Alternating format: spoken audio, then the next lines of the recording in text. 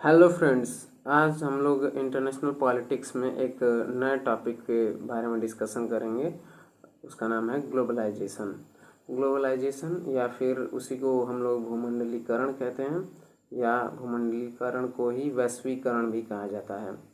तो अब हम लोग आज ये डिस्कस करेंगे कि भूमंडलीकरण का क्या इम्पोर्टेंस है हमारे सोसाइटी के लिए, हमारी कंट्री के लिए और पूरे इंटरनेशनल लेवल पे। तो देखिए, जो भूमंडलीकरण है इसके इम्पोर्टेंस को हम लोग इससे भी समझ सकते हैं कि इसको हम लोग की जो एनसीईआरटी की बुक्स हैं क्लास 11-12 की, उसमें आप देखेंगे कि भारतीय अर्थव्यवस्था का 6-11वीं की पुस्तक, उसमें भी भूमंडलीकरण के बारे में बताया गया है। फिर समाजशास्त्र की पुस्तक है, उसमें भी भूमंडलीकरण का एक पूरा अलग ही चैप्टर बनाया गया है। और समकालीन विश्व में राजनीति, इन तीनों किताबों में भूमंडलीकरण को बताया गया है, मतलब समझाएगा। तो हम लोग इससे ये समझ सकते हैं कि भूमंडलीकरण अनेक विषयों में, मतलब सभी विषयों से संबंधित है। हर विषय अपने पॉइंट ऑफ व्यू से उसके बारे में स्टडी कर रहा है, ठीक है, और समझने की कोशिश कर रहा है कि भूमंडलीकरण का क्या प्रभाव पड़ रहा है पूरे दुनिया के ऊपर। तो हम लोग अब समझेंगे कि भूमंडलीकरण क्या है, मतलब ये शब्द कहाँ से आया, कब आया, कैसे आया, क्यों आया, और इसका तात्पर्य क्या है भूमंडलीकरण से, भूमंडलीकरण का मतलब क्या है। तो देखिए, इस शब्द का जो भूमंडलीकरण है, इस शब्द का सबसे पहला प्रयोग 1961 में हुआ था, लेकिन इसका जो व्यापक प्रयोग है वो 1990 से हुआ है। 1990 से भूमंडलीकरण शब्द का एकदम व्यापक प्रयोग होना शुरू हो गया है, बड़े स्तर पर प्रयोग होना शुरू हो गया। तो क्या भूमंडलीकरण 1990 से पहले नहीं था? क्या भूमंडलीकरण 1990 के बाद से ही अस्तित्व में आया है? तो इसका जवाब है नहीं। इसके पहले भी कई तरह के भूमंडलीकरण हो चुके थे। अब ये समझने से पहले कि इसके पहले कई भूमंडलीकरण हो चुके थे, हमें ये समझना होगा कि भूमंडलीकरण आखिर है क्या। तो देखिए, एनसीईआरटी इसको ऐसे समझाती है कि भूमंडलीकरण एक तरह का प्रवाह है। प्रवाह प्रवाह मतलब क्या होता है? एक ऐसी, मतलब प्रवाह कहते हैं ना, नदी के पानी में प्रवाह है, नदी प्रवाहित हो रही है, मतलब बह रही है, एक बहाव है, एक प्रवाह है। तो प्रवाह है तो किस चीज़ का प्रवाह है? किसी चीज़ का ही तो प्रवाह होगा। जल का प्रवाह है, किसी अन्य चीज़ का, विचारों का प्रवाह, या किस चीज़ का प्रवाह है? तो एनसीईआरटी कहती है कि जो वैश्वीकरण है या भूमंडलीकरण है वो प्रवाह है। किसका प्रवाह है? तो विचारों का प्रवाह है, पूंजी का प्रवाह है, लोगों का प्रवाह है, और साथ ही साथ थॉट्स का प्रवाह है। देखिए, लोग हैं तो लोग एक देश से दूसरे देश में जाते हैं तो उनका प्रवाह हो गया। पूंजी है तो पूंजी एक देश से दूसरे देश में शिफ्ट होती है, उनका प्रवाह हो गया। वस्तुएं हैं तो वस्तुओं का दूसरे देशों में शिफ्ट हो गया, मतलब एक जगह से दूसरे जगह पर ले जाके बेची जा रही हैं तो उनका प्रवाह हो गया। विचार है तो कोई विचार एक अमुक देश में पैदा हुआ और वो विचार धीरे धीरे धीरे धीरे करके पूरी दुनिया में फैल गया, तो उस विचार का प्रवाह है। तो इस तरह से भूमंडलीकरण को परिभाषित करते हुए एनसीईआरटी क्या कहती है? कहती कि एक तरह का प्रवाह है। प्रवाह है तो किन चीज़ों का? 4 चीज़ों का, वस्तु का, पूंजी का, विचार का और लोगों का। इन चारों मतलब चीज़ों का क्या है? प्रवाह है भूमंडलीकरण, मतलब एक जगह से दूसरी जगह पर। अब इसको एग्जाम्पल दे करके समझाया गया है एनसीईआरटी बुक में कि जैसे मान लीजिए एक रामधारी नाम का व्यक्ति है, वो अपनी बेटी से कहता है कि मैं तुम्हें तुम्हारे बर्थडे पर एक साइकिल गिफ्ट करूँगा। अब वो मार्केट में जाता है, साइकिल ढूंढता है, उसे एक साइकिल पसंद आती है जो उसके बजट में भी आ जाता है, मतलब जितना वो खरीदने के लायक है उसको उसमें खरीद भी सकता है, और उसका मॉडल भी उसे पसंद आ जाता है। लेकिन वो साइकिल कहाँ की है? तो चाइना की बनी हुई है, तो बनी चाइना में है और बिक रही है इंडिया में। तो ये क्या शो कर रहा है? ये एक तरह का भूमंडलीकरण ही तो दिखा रहा है, ग्लोबलाइजेशन ही तो दिखा रहा है कि बनी है वस्तु कहाँ पर है? चाइना में, लेकिन बिक कहाँ पर रही है? इंडिया में। तो ये सारी चीज़ें क्या दिखा रही हैं? वैश्वीकरण। फिर इसी तरह से एक और एग्जाम्पल एनसीईआरटी का ही है कि एक व्यक्ति है जनार्दन। अब जनार्दन ऑफिस जाता है काम करने के लिए, तो ज्यों ऑफिस में वो देर दोपहर में जाता है, ज्यों वो ऑफिस के अंदर जाता है, जनार्दन से वो जॉन बन जाता है, और जॉन बन करके वो अपने अमेरिका के कस्टमर्स से यहीं बात करता है, उनको उनकी समस्याओं को सुनता है, सॉल्व करता है, और देर रात तक काम करता है। क्यों देर रात तक काम करता है? क्योंकि जिस समय यहाँ पर रात है उस समय वहाँ अमेरिका में या फिर जहाँ के उसके क्लाइंट हैं, उसके कस्टमर हैं, वहाँ पे दिन है। तो इस तरह से देखिए ना कि हमारे देश के लोग दूसरे देश के लोगों के लिए भी काम कर रहे हैं। तो ये भी एक तरह का क्या है, वैश्वीकरण को ही तो दिखा रहा है। तो इस तरह से कई एग्जाम्पल हमारे डेली लाइफ में मिल सकते हैं। हम लोग को अलग अलग तरह के फल जो हमारे यहाँ जिनकी पैदावार नहीं होती, जो हमारे यहाँ नहीं उपजाए जा सकते हैं, ऐसे ऐसे फल हम लोग को खाने के लिए मिल जाते हैं। ऐसे कपड़े तैयार मिलते हैं, ऐसे कपड़े जो हमारे यहाँ की संस्कृति में नहीं है, जैसे नीला जीन्स हो गया, तो वो हमारे कल्चर का तो है नहीं, लेकिन फिर भी हम उसको पहन रहे हैं, मिल रहा है हमको। तो ये सब किस चीज़ का मतलब दिखाता है, शो करता है? तो भूमंडलीकरण को शो करता है। तो अब ये समझ में आ गया कि भूमंडलीकरण क्या है। अभी हमारा मोटा मोटा जो कॉन्सेप्ट है बिल्ड हुआ है हल्का सा। अब इसको समझेंगे कि भूमंडलीकरण पास्ट में कैसे था। मतलब अभी का जो भूमंडलीकरण वो तो 1990 के बाद का है, 1990 से प्रचलन में आया है ये भूमंडलीकरण। लेकिन उसके पहले भी कई तरह के भूमंडलीकरण हो चुके। तो प्राचीन इतिहास में जाते हैं तो देखेंगे कि एक तरफ विचारों के प्रवाह भी एक तरह का भूमंडलीकरण ही है। तो बौद्ध धर्म का प्रचार प्रसार फैल रहा है पूरा। प्राचीन काल में जाएंगे तो आप देखेंगे कि जो बौद्ध धर्म का प्रचार है वो खूब फैल रहा है। अशोक और कनिष्क के समय में पूरा फैलता है। तो वो जब धर्म को फैला रहे हैं पूरे साउथ ईस्ट एशिया में, दक्षिणी पूर्वी एशिया जो है, थाईलैंड और जापान, कोरिया, चाइना, इन सब कंट्रीज में जब धीरे धीरे बुद्धिज़्म फैल रहा है, तो इससे क्या हो रहा है कि एक तरह का भूमंडलीकरण ही तो हो रहा है। एक थॉट जो इंडिया में पनपा बुद्धिज़्म, वो थॉट कहाँ जा रहा है? दूसरी कंट्रीज में जा रहा है। तो विचारों का प्रवाह हुआ कि नहीं? तो विचारों का प्रवाह ही क्या है? भूमंडलीकरण। ठीक है, तो इस तरह से वो भी एक तरह का रिलीजियस ग्लोबलाइजेशन हो गया, मतलब धार्मिक भूमंडलीकरण हो गया। इसी तरह से फिर उसके बाद देखेंगे तो इस्लामी इन्वेजन शुरू हो गए और इस्लाम धर्म का प्रभुत्व फैलने लगा मध्यकाल में। तो पूरा चारों तरफ मतलब पूरी दुनिया में फैलने लगे इस्लामी सब। तो उस समय कौन सा ग्लोबलाइजेशन? तो इस्लामिक ग्लोबलाइजेशन हो गया, मतलब इस्लामिक भूमंडलीकरण हो गया।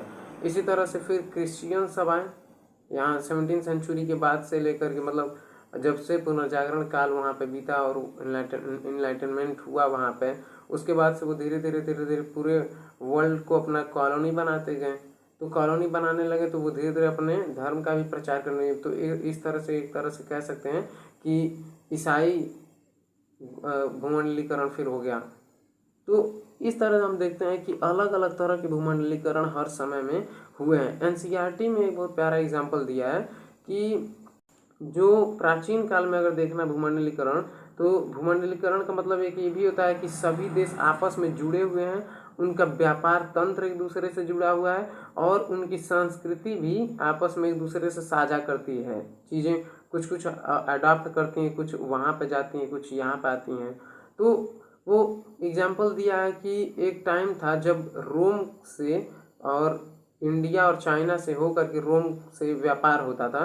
तो सिल्क रूट के बारे में बताया गया है, जो रेशम मार्ग था वहाँ से होकर के एक तरह से व्यापार होता था। तो उस समय पूरी दुनिया ही एशिया और यूरोप के बीच में ही सिमट के रह जाती थी, क्योंकि अमेरिका को तो पता चला नहीं था, नया कॉन्टिनेंट था, उसका तो पता बाद में चला है। तो केवल अफ्रीकन कुछ कंट्री होती थी, एशियन कुछ कंट्री और कुछ यूरोपियन कंट्री, इन्हीं तीनों कॉन्टिनेंट में ही पूरी दुनिया सिमट के रह जाती थी। और ये तीनों के तीनों कॉन्टिनेंट एक दूसरे से जुड़े हुए थे। किसके माध्यम से? तो सिल्क रूट के माध्यम से, व्यापारिक तंत्रों के माध्यम से। तो उस टाइम में भी एक तरह का ग्लोबलाइजेशन हमें देखने को मिलता है। तो वो भी एक ग्लोबलाइजेशन है, ऐसा एनसीईआरटी में है। तो अब देखते हैं कि जो हमारा नया रूप है ये ग्लोबलाइजेशन कब का है। तो हम लोगों ने देखा कि 1990 में भूमंडलीकरण शब्द का व्यापक प्रयोग शुरू हुआ है। और 1990, ये वर्ष याद रखिए, 1991 में ही दो घटनाएं घटी। पहली घटना कि सोवियत रूस टूट गया, सोवियत संघ USSR, United States of Soviet Russia जो था वो जब टूट गया, हो गई उसकी शीत युद्ध में, और वो टूट गया। तो उसके बाद 1991 में ही टूटा। तो उसके बाद अमेरिका ने क्या किया, अपनी आर्थिक नीतियों को जो विकासशील देश हैं उनके ऊपर थोपना प्रारंभ कर दिया। और 1991 में ही हमारे यहाँ इंडिया में क्या हो रहा है, आयात प्रतिस्थापन की जो नीति थी उसको हटा करके आर्थिक सुधारों का काल शुरू हो रहा है 1991 से। उसी 1991 के टाइम में ही 1989 और 1991 के बीच में ही वाशिंगटन सहमति होती है, वाशिंगटन कन्वेंशन होता है। और वो वाशिंगटन कन्वेंशन में निर्णय लिए जाते हैं कि विकासशील देशों के लिए कुछ हम रूल्स बनाएंगे और उन रूल्स को विकासशील देश फॉलो करके विकसित राष्ट्र बनेंगे। तो इन तीनों चीज़ को कनेक्ट करने की हम लोग कोशिश करेंगे। तो पहले जो हमारे यहाँ ग्लोबलाइजेशन किया गया इंडिया में, जो लिबरलाइजेशन, प्राइवेटाइजेशन और ग्लोबलाइजेशन 1991 में ये पॉलिसी अपनाई गई, तो इसको समझते हैं। तो इसके पीछे समझते हैं कि एक वाशिंगटन सहमति हुई थी। वो वाशिंगटन सहमति जो थी, वाशिंगटन कन्वेंशन जो था, उसका मतलब उसमें क्या हुआ कि अमेरिका ने कहा कि हम किसी भी अमुक देश को तभी आर्थिक सहायता प्रदान करेंगे जब वह हमारी निम्न आर्थिक नीतियों को अपने देश में लागू करेगा। एक तरह से आर्थिक सहायता के लिए शर्त जैसा व्यवहार, मतलब कि भाई तुम ये नियम अपने देश में लगाओ तो मैं तुम्हें आर्थिक सहायता प्रदान करूंगा। इस तरह की अमेरिका की नीति मतलब चाल थी। और इस वजह से पूरा देश, पूरी दुनिया जो है, जो भी विकासशील देश थे, वो तभी उसकी मदद प्राप्त कर सकेंगे जब वो वाशिंगटन सहमति में जो भी रूल्स बनाए गए थे, जैसे एग्जाम्पल के रूप में आप लिबरलाइजेशन कीजिए, उदारीकरण कीजिए, प्राइवेटाइजेशन माने निजीकरण कीजिए, ग्लोबलाइजेशन माने भूमंडलीकरण कीजिए, और करों को कम करिए, करों की दर को कम करिए, कराधान को बढ़ाइए। तो इस तरह की कई सारी नीतियाँ थीं।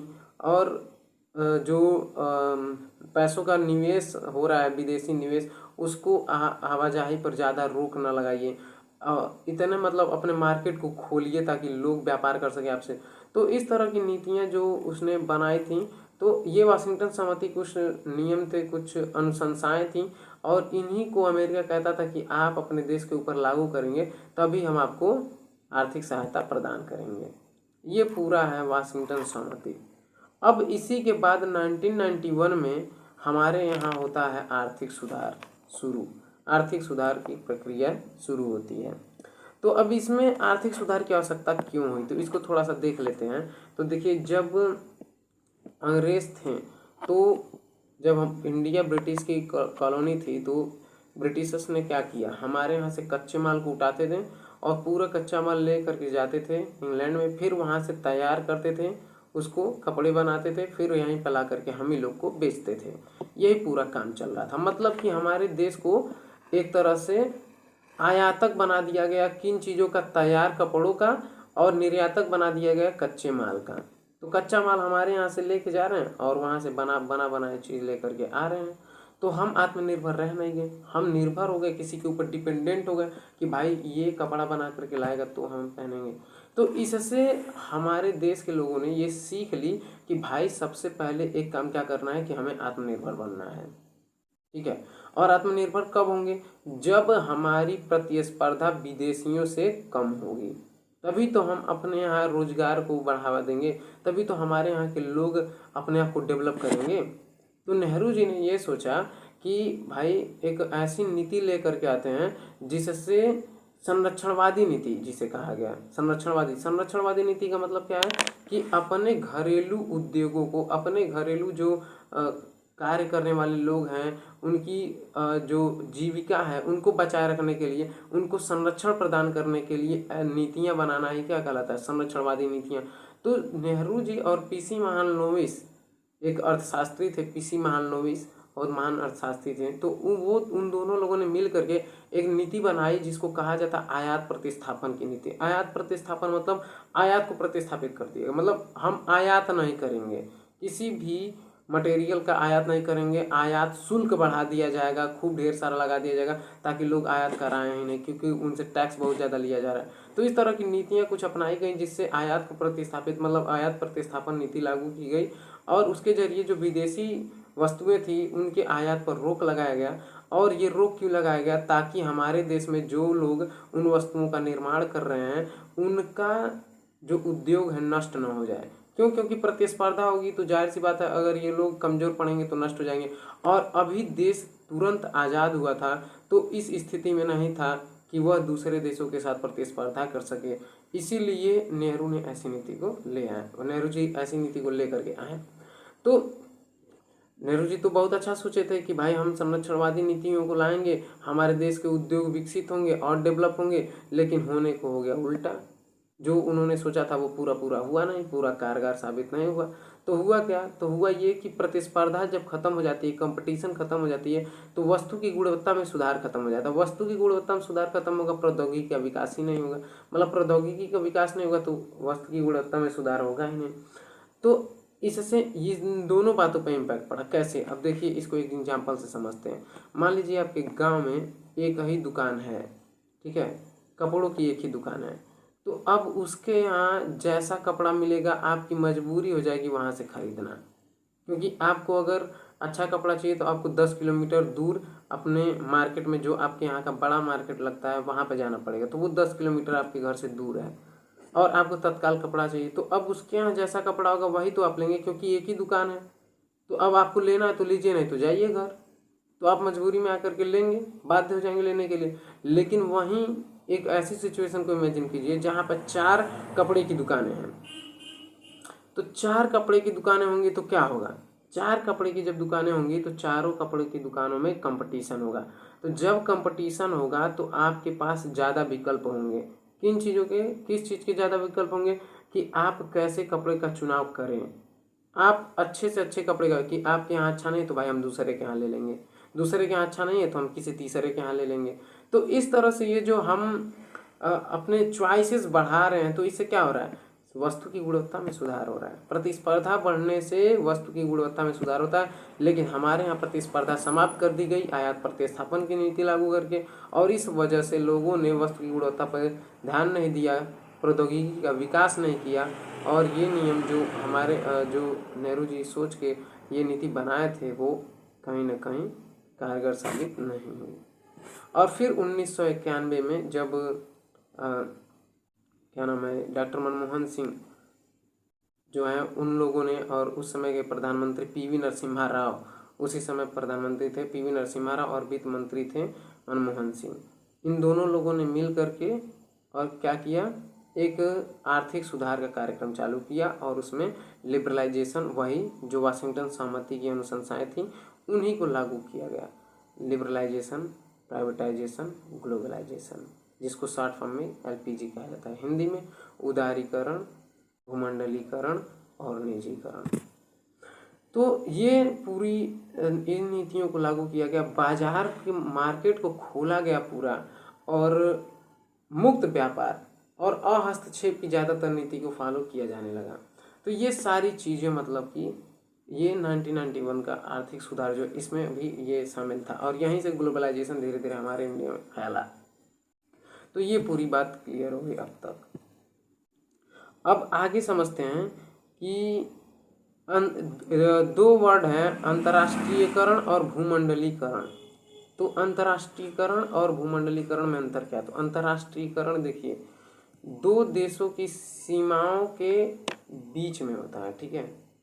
मतलब 2 देश हैं, इंडिया और अन्य कोई कंट्री है चाइना, तो इन दोनों के बीच में कोई मतलब व्यापार हो रहा है, लेन देन हो रहा है, या फिर कुछ भी ऐसा हो रहा है, तो वो इंटरनेशनल लेवल पर हो रहा है, तो वो अंतर्राष्ट्रीयकरण है, क्योंकि सीमा से हो करके जा रहा है। अगर मान लीजिए हमारे देश से कोई चाइना बार बार जा रहा है, तो सामने वाला चाइना जो है वो हमारे देश के लोगों को रोक सकता है, रोक लगा सकता है कि हमारे देश में अब इंडियंस नहीं आएंगे।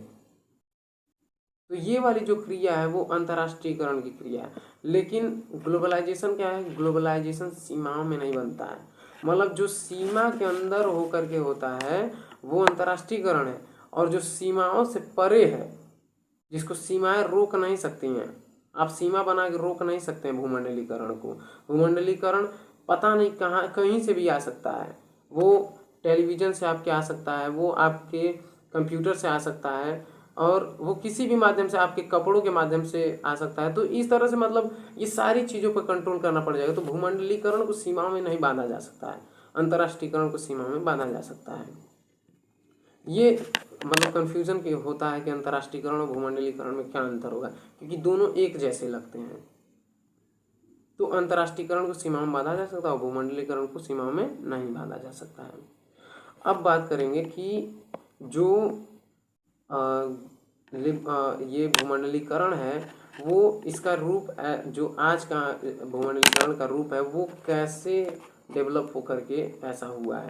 तो हम बात करेंगे सबसे पहले 19वीं सदी का जो 19th सेंचुरी का जो साम्राज्यवाद है या फिर जो भूमंडलीकरण है 19वीं सदी का, उस समय के भूमंडलीकरण को देखते हैं। तो जो 19वीं सदी का भूमंडलीकरण है उसका जो नायक है, जो हीरो है, वो है ब्रिटेन, क्योंकि ब्रिटेन उपनिवेश बनाया हुआ है सबको। अब क्या हुआ कि एडम स्मिथ जो है वो, उनकी एक बुक है वेल्थ ऑफ नेशंस, उसमें एक वो रूल बताते हैं क्या कि मुक्त बाजार व्यवस्था के बारे में। अब मुक्त बाजार अर्थव्यवस्था क्या है? तो मुक्त बाजार अर्थव्यवस्था में अहस्तक्षेप की नीति, मतलब राज्य हस्तक्षेप ज़्यादा नहीं करेगा। मुक्त बाजार व्यवस्था मतलब मुक्त, फ्री मार्केट होगा। मतलब जो एडम स्मिथ है वो कहते हैं कि मार्केट को खुला छोड़ दो, मार्केट खुद से डिमांड एंड सप्लाई के आधार पर किसी वस्तु की कीमत का निर्धारण खुद ही कर लेगा। मतलब राज्य की हस्तक्षेप की नीति न हो, ज़्यादा राज्य हस्तक्षेप न करे ट्रेड के मामले में, ठीक है। जो ट्रेड हो रहा है उस मामले में मार्केट में ज़्यादा हस्तक्षेप राज्य न करे, लेसेस फेयर की नीति अपनाई जाए। तो लेसेस फेयर की नीति अपनाई जाए मतलब अहस्तक्षेप की नीति को अपनाया जाए, साथ ही साथ फ्री मार्केट हो। तो इससे क्या होगा कि मार्केट खुद से अपना जो पूरा डिमांड और सप्लाई का उसका रूल है, गेम है, उसके आधार पर क्या करेगा वो मार्केट को चलाएगा, कीमतें निर्धारित होंगी उसके आधार पर। फिर यही एक रीज़न बनेगा, मतलब कि जब मार्केट को आप खुला छोड़ देंगे तो मार्केट के पीछे एक अदृश्य हाथ काम करता है, और वो अदृश्य हाथ क्या है? तो लाभ की इच्छा अदृश्य हाथ होती है। हर व्यक्ति जो मार्केट में जाता है वो लाभ के उद्देश्य से जाता है। अगर आप मार्केट में जाते हैं कोई सामान लेने के लिए, तो अगर किसी से कोई सामान ले रहे हैं तो आपको भी लाभ हो रहा है और जो बेच रहा है उसको भी लाभ हो रहा है। कैसे? देखिए, आपको उस सामान की आवश्यकता थी, जैसे आपको ऑयल की ज़रूरत थी, हेयर ऑयल की, आपने हेयर ऑयल लिया, आपकी आवश्यकता पूरी हुई, आप लाभ में आ गए।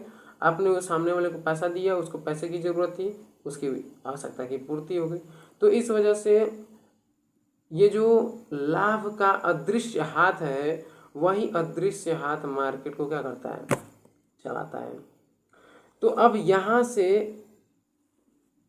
एक तरह का लिबरल इकोनॉमिक पॉलिसी बननी शुरू हुई। यही जो फ्री मार्केट है, जो लेसेस फेयर है, यही कहीं ना कहीं क्या बन रहा है? लिबरल इकोनॉमिक पॉलिसी बना रहा है। और यही लिबरल इकोनॉमिक पॉलिसी ही कहीं ना कहीं भूमंडलीकरण को बढ़ावा देता है ज़्यादातर, क्योंकि अब फ्री मार्केट खुली अर्थव्यवस्था खुली बन जाएगी। जैसे हमारे देश में जब भूमंडलीकरण हुआ तो हमारे देश की अर्थव्यवस्था बंद अर्थव्यवस्था थी उससे पहले, 1991 से पहले। उसके बाद हमने खुली अर्थव्यवस्था का रूल अपनाया कि हम अपनी अर्थव्यवस्था को खोलेंगे, पूरे विश्व से आने दो, लोगों को व्यापार करने दो, लोगों को इन्वेस्ट करने दो, बाहरी विदेशी वस्तुओं को आने दो, विदेशी कंपनियों को आने दो, यहाँ पर उनको निवेश करने दो भारत में। तो इस तरह से हम देखते हैं कि भूमंडलीकरण से मतलब क्या इम्पैक्ट पड़ रहा है हमारे इंडिया के ऊपर। तो इसी तरह से लिबरल इकोनॉमिक पॉलिसी से भूमंडलीकरण को बढ़ावा मिला। क्यों? क्योंकि ये फ्री मार्केट को बढ़ावा देता है और लेसेस फेयर हस्तक्षेप की नीति का पालन करवाता है देश से। तो राज्य की जो राज्य है अब सिमट के रह जाता है किसके बीच में? अब राज्य का कार्य क्या है? केवल और केवल लॉ एंड ऑर्डर को मेंटेन रखिए, व्यवस्था को बनाए रखिए, बाकी सारा काम मार्केट खुद से कर लेगा। ये एडम स्मिथ कहते हैं, और इसी के आधार पर ग्लोबलाइजेशन फैला हुआ है। अब ये तो 19वीं सदी का ग्लोबलाइजेशन हो गया ना, ये जो हम बात कर रहे हैं अभी, जो इकोनॉमिक लिबरल इकोनॉमिक पॉलिसी है एडम स्मिथ के रूल्स के अकॉर्डिंग, ये 19वीं सदी की एक तरह से कह सकते हैं भूमंडलीकरण है। उस समय भूमंडलीकरण को जबरदस्ती थोपा जा रहा था। किन देशों के आधार पर? 5-6 जो शक्तिशाली देश थे, जो पावरफुल देश थे, वो जबरदस्ती उस तरह की आर्थिक नीतियों को थोप रहे थे, उस तरह की चीज़ों को थोप रहे थे जो उनके हित में था। ठीक है, जो ये लिबरल इकोनॉमिक पॉलिसी, इन सारी चीज़ों को वो थोप रहे थे अन्य कंट्रीज़ के ऊपर। क्यों? क्योंकि सारे देश तो उनके उपनिवेश उस समय थे। तो इस वजह से 5-6 देश ही जो हैं वो सभी पूरे विश्व के लगभग माई बाप थे, और इसी वजह से वही पूरा कंट्रोल कर रहे थे। तो इस वजह से उन 5 देशों की वजह से पूरा देश एक दूसरे से जुड़ा, एक नेटवर्क बना। क्योंकि भारत से लोग जा रहे हैं अमेरिका, ठीक है, अफ्रीका से लोग जा रहे हैं अमेरिका, गिरमिटिया मजदूरों के रूप में ले जाया जा रहा है लोगों का प्रतिस्थापन किया जा रहा है। 50 करोड़ लगभग 5 करोड़ लोग तो यूरोप से प्रतिस्थापित हुए थे दूसरे दूसरे जगहों पर, अमेरिका में, ऑस्ट्रेलिया में और भी अन्य कॉन्टिनेंट्स में लोग गए थे। तो इस तरह से हम देखते हैं कि भूमंडलीकरण का जो 19वीं सदी का स्टेज जो है, ठीक है, तो वो स्टेज चला कब तक? 1919 तक। अब ये ख़त्म कब होगा? तो 1919 से 1945 के बीच में, क्योंकि 1914 से 18 के बीच में प्रथम वर्ल्ड वार है और 1939 से 45 के बीच में सेकेंड वर्ल्ड वार है।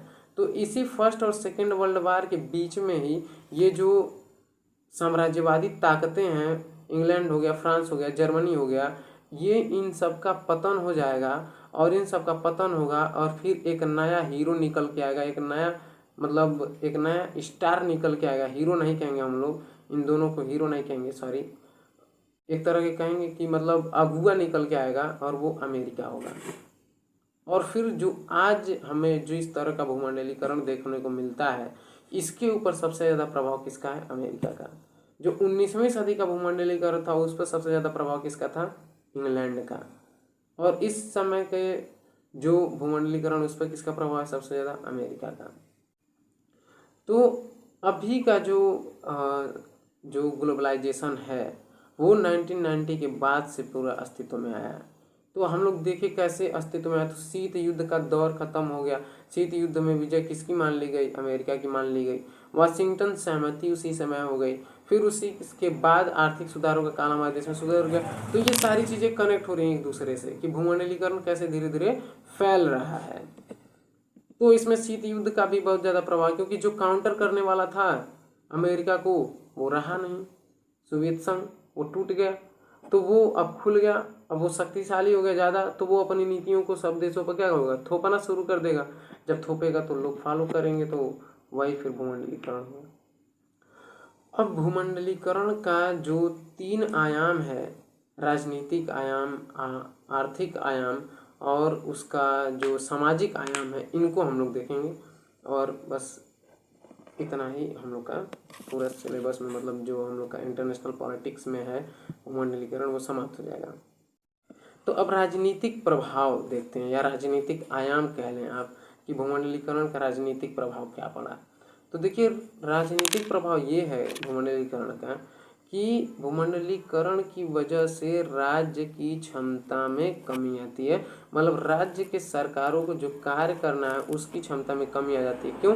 क्योंकि हस्तक्षेप नहीं ना करना है। अब खुला मार्केट है, मार्केट खुला हुआ है, खुद से मार्केट सब कुछ डिसाइड कर ले रहा है। तो अब देश जो है, या फिर जो सरकार है देश की, वो सरकार का काम क्या रह गया है? तो लॉ एंड ऑर्डर को मेंटेन करना, यानी कानून और शांति व्यवस्था बनाए रखना, ठीक है, और न्यूनतम हस्तक्षेपकारी राज्य होना। देखिए, जो पहले लोक कल्याणकारी राज्य था, देखिए भूमंडलीकरण में सबसे ज़्यादा प्रभाव पूंजीवाद का है और समाजवाद का प्रभाव धीरे धीरे कम हो रहा है, या साम्यवादी कह ले, साम्यवाद का प्रभाव कम हुआ। क्योंकि जब शीत युद्ध हुआ तो 2 विचारधाराओं का युद्ध था, पूंजीवाद और साम्यवाद। तो साम्यवाद की तो एक तरह से कहते तो हार ही हो गई, क्योंकि सोवियत संघ टूट गया, पूंजीवाद जीता। तो पूंजीवादी नीतियां हैं जो पूंजीवाद को बढ़ावा देती, वैसी नीतियां सारे देशों में फैलाई गई। तो भूमंडलीकरण कहीं से कहीं ना कहीं अब पूंजीवाद से जुड़ा हुआ है, पूंजीवाद को संरक्षण प्रदान करने वाला है। तो इसी वजह से हम देखेंगे कि जो पूंजीवाद के लिए, पूंजीवाद में जब हम लोग देखते हैं तो पूंजीवाद में क्या होता है? हस्तक्षेपकारी, जो राज्य का हस्तक्षेप, उसको क्या किया जाता है? खत्म किया जाता है पूंजीवाद में। धीरे धीरे राज्य के हस्तक्षेप को समाप्त करके मार्केट को पूरा खुला छोड़ दिया जाता है कि मार्केट सब कुछ डिसाइड करेगा। तो ये पूंजीवाद है। और समाजवाद क्या कहता है कि लोक कल्याणकारी राज्य की स्थापना की बात करता है। तो अब देखिए, जब लोक कल्याणकारी राज्य से अब कब होगा, जब समाजवादी नीतियां होंगी तब देश लोक कल्याणकारी राज्य की ओर बढ़ेगा। लेकिन जब पूंजीवादी राज्य होगा तो वो किस तरफ बढ़ेगा, अहस्तक्षेपकारी राज्य की ओर बढ़ेगा। तो अब लोक कल्याणकारी राज्य की अवधारणा पुरानी होती गई और एक नई अवधारणा विकसित हो गई, किस चीज की, अहस्तक्षेपकारी राज्य की। मतलब हस्तक्षेप नहीं करने वाला होगा, मतलब कम हस्तक्षेप करेगा। केवल और केवल राज्य का कार्य क्या है, तो राज्य केवल और केवल व्यवस्था और लॉ एंड ऑर्डर को मेंटेन रखेगा। अब ये तो राजनीतिक प्रभाव हो गया, ठीक है। अब जो दूसरा प्रभाव है वो है सामाजिक प्रभाव। तो सामाजिक प्रभाव क्या है, तो सामाजिक प्रभाव देखिए, सामाजिक प्रभाव आज हम देख सकते हैं कि नए नए तरह की जो हमारी कल्चर है वो बिल्कुल डिफरेंट हो गया है। हम वेस्टर्नाइज्ड हो रहे हैं धीरे धीरे, ठीक है। पश्चिमीकरण, हमारे देश के संस्कृति का पश्चिमीकरण हो रहा है, पश्चिमी सभ्यताओं का ज़्यादा प्रभाव। तो वो भी किसका उदाहरण है, भूमंडलीकरण का ही। ये भी भूमंडलीकरण ही है। अब देखिए, भूमंडलीकरण को कई तरह के लोग जो इसके समर्थक हैं वो समर्थन में कहते हैं कि भूमंडलीकरण बहुत आवश्यक है। कई लोग इसके आलोचक होते हैं। तो भूमंडलीकरण कई जगहों पर नुकसानदेह भी है, गलत भी है, और कई जगहों पर देश के लिए अच्छा है, सभी देशों के लिए। तो इसी संदर्भ में हम लोग देखेंगे कि सामाजिक प्रभाव जो है, जैसे एग्जाम्पल के रूप में देखें हम बर्गर खाना, ठीक है, चाउमीन खाना, मोमोज, ये सब क्या है, ये दूसरी सभ्यताओं का, दूसरे कल्चर का है। अब वो हमारे यहाँ आ गया है, हम उसको खा रहे हैं, ठीक है। हमारा कल्चर चेंज हो रहा है, उसमें बदलाव आ रहे हैं। ऐसे ही आप देखेंगे कि नीला जीन्स और कुर्ता, इसका बढ़ावा हुआ है। मतलब बर्गर और जो नीला जीन्स है ये सबसे ज़्यादा अमेरिका से आयातित है, ठीक है, क्योंकि अमेरिका में इसका प्रचलन सबसे पहले ज़्यादा था। तो हमारे इंडिया में आया तो हम बर्गर खाना शुरू कर दिए। लेकिन बर्गर क्या है, बर्गर मसाला डोसा का प्रतिस्थापन नहीं है। मतलब मसाला डोसा बिक रहा है तो वो भी बिक रहा है, बर्गर भी साथ में बिक रहा है। ऐसा नहीं कि बर्गर ला करके मसाला डोसा को समाप्त कर दिया। अगर मसाला डोसा को बर्गर समाप्त कर देता तो फिर बर्गर का आना हमारे लिए खतरा होता। लेकिन इससे हमारी संस्कृति में क्या हो रहा है, जुड़ाव हो रहा है। तो और दूसरा एग्जाम्पल जो हमने नीला जीन्स लिया, तो नीले जीन्स को हम लोग कुर्ते पे पहन रहे हैं। तो अब नीले जीन्स पर कुर्ता पहनना तो एक नए तरह का मतलब कि फैशन डेवलप हो गया। और इसको केवल इंडियन फॉलो नहीं कर रहे हैं, आप अमेरिका में भी ऐसा देख सकते हैं कि कुर्ता पहने हुए लोग जो ऊपर कुर्ता पहने और उस पर जीन्स पहने हुए नीला, तो ऐसे लोग भी देखने को मिल सकते हैं। तो ऐसा नहीं है कि केवल एक ही देश प्रभावित हो रहा है, जो विकासशील देश है वही प्रभावित हो रहे हैं, विकसित देश नहीं प्रभावित हो रहे हैं। विकसित देश भी प्रभावित हो रहे हैं, क्योंकि जो भूमंडलीकरण है वो ये नहीं जानता है कि विकसित देश कौन है और कौन विकासशील देश है। वो तो सबको प्रभावित करेगा, क्योंकि ये विचारों का आदान प्रदान हो रहा है, विचारधाराओं का आदान प्रदान है, पूंजी का आदान प्रदान है, वस्तु का आदान प्रदान है। तो ये तो सामाजिक प्रभाव हो गया कि पूरी संस्कृति को मतलब बदलने की क्षमता रखता है, और उसमें हम लिबरल ज़्यादा होते चले जाते हैं, उदारवादी ज़्यादा होते चले जाते हैं। हमारे जो विचार है वो बिल्कुल अब दृढ़ नहीं रह जाते हैं। हाँ ठीक है, हम सामने वाले की बात को भी सुनना पसंद करते हैं, सामने वाले के पॉइंट ऑफ व्यू को भी जानना पसंद करते हैं। ये धीरे धीरे हमारे अंदर डेवलप हुआ। तो ये सारी चीज़ें जो हैं, पूरा जो ये सामाजिक प्रभाव है भूमंडलीकरण का, उसके अंदर ये हमें देखने को मिलता है। हमारे विचार भी उसी से प्रभावित होते हैं। हम कैसे कपड़े पहनेंगे, हमारा शौक़ जो है, हमारा जो भी हम शौक़ रखते हैं कि हमें इस गाड़ी से घूमना है, ये सारी चीज़ें, तो ये सारी की सारी चीज़ें भूमंडलीकरण से क्या होती हैं, प्रभावित होती हैं। अब तीसरा और जो अंतिम है वो है आर्थिक प्रभाव। तो आर्थिक प्रभाव को हम लोग इसके पहले भी देख चुके हैं कि जो न्यू इकोनॉमिक पॉलिसीज़ हैं, जो लिबरल इकोनॉमिक पॉलिसीज़ हैं, उदारवादी आर्थिक नीतियां हैं, उन्हीं के जरिए तो धीरे धीरे ये फैला हुआ है। तो अब भूमंडलीकरण की वजह से ही जो इकोनॉमी है वो ज़्यादा खुल गई है। अब इससे नुकसान क्या हो सकता है, देखिए, जब दूसरे देशों से विदेशी कंपनियां आपके देश में निर्यात आएंगी, निवेश करेंगी, तो उसकी वजह से, या फिर वो अगर अपनी फैक्ट्री लगा रही हैं तो उनकी फैक्ट्री लगाने की वजह से हो सकता है कि हमारे देश के लोगों का जॉब छीन जाए। हो सकता है, ये बिल्कुल हो सकता है। जैसे अमेरिका के लोग इंडियंस से डरते हैं, क्या कहते हैं वो इंडियंस के बारे में, कि भारतीय अमेरिकियों की क्या कर रहे हैं, नौकरियां छीन रहे हैं। तो ये किस कारण, भूमंडलीकरण के कारण।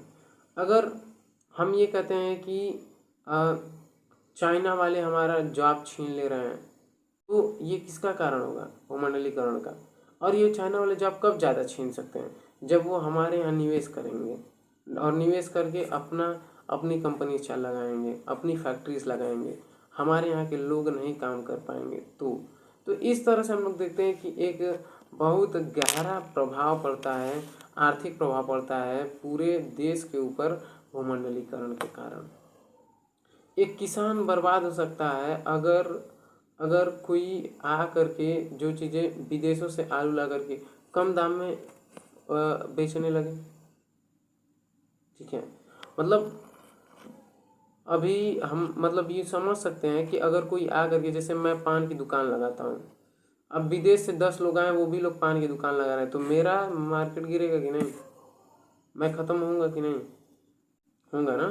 तो भूमंडलीकरण के कारण यही हो रहा है, हमें डर है कि हमारे देश की नौकरियां किसी दूसरे देश के लोग ना खा जाएं। ठीक है, हमारे देश का जो किसान है उसके ऊपर क्या प्रभाव पड़ रहा है, जो एक व्यक्ति है उसके ऊपर क्या निजी प्रभाव पड़ रहा है। तो ये सारी चीज़ें जब हम देखते हैं तो देखते हैं कि बहुत गहरा प्रभाव और बहुत अंदर तक जो भूमंडलीकरण है वो प्रभावित करता है हमें, हमारे विचारों को, हमारी भावनाओं को नियंत्रित करता है। बहुत सारी चीज़ें हैं ऐसी जिनको बहुत गहरे स्तर तक जा करके छूता है भूमंडलीकरण। ये पूरा का पूरा हम लोग का भूमंडलीकरण था। आगे हम लोग नेशनल पावर और नेशनल इंटरेस्ट के बारे में स्टडी करेंगे, जो नेक्स्ट टॉपिक हम लोग का होगा इंटरनेशनल पॉलिटिक्स में।